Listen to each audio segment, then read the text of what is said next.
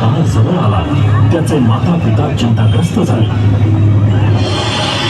त्यांच्या चिंतेचे कारण मार्कंडेयाने विचारताच त्याच्या जन्माची कहाणी त्याला सांगितली. हे ऐकताच मार्कंडेय शिवाची आराधना करण्यासाठी वनात गेला, तपश्चर्या करू लागला. ओम त्र्यंबकं यजामहे सुगंधिं पुष्टिवर्धनं उर्वारुकमेव बन्धनात् मृत्योर्मोक्षीयमामृतात्.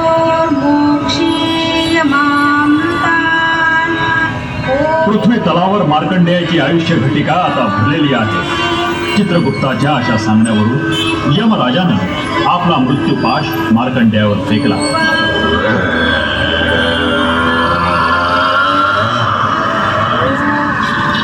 मार्कंडेय ज्या शिवलिंगाला घट्ट पकडून होता तिथे अग्नी प्रकट झाला.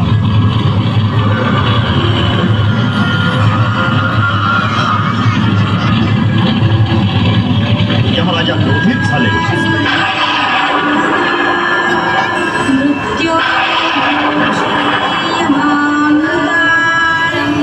आणि मार्कंडेयाला म्हणाले,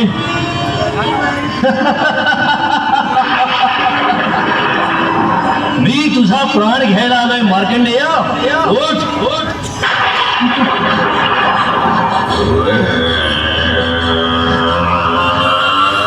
तुझ्या या मंत्र सामर्थ्यात माझा पाश झुगारून देण्याची शक्ती नाहीये. चल चल, मी तुला या मर्त्य लोकातून यमलोकी न्यायला आलोय. चल चल.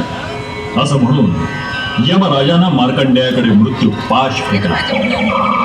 हा पाश मार्कंडेय आणि शिवलिंग या दोघांवर पडला.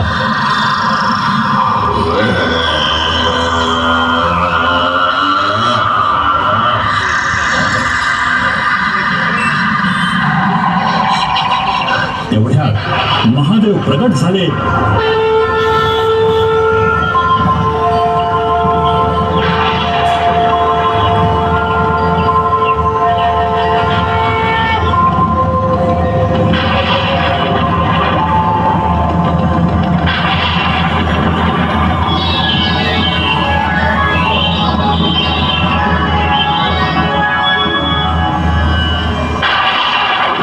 यमराज, माझं नामस्मरण करणाऱ्या भक्तांना तू त्रास देऊ नकोस.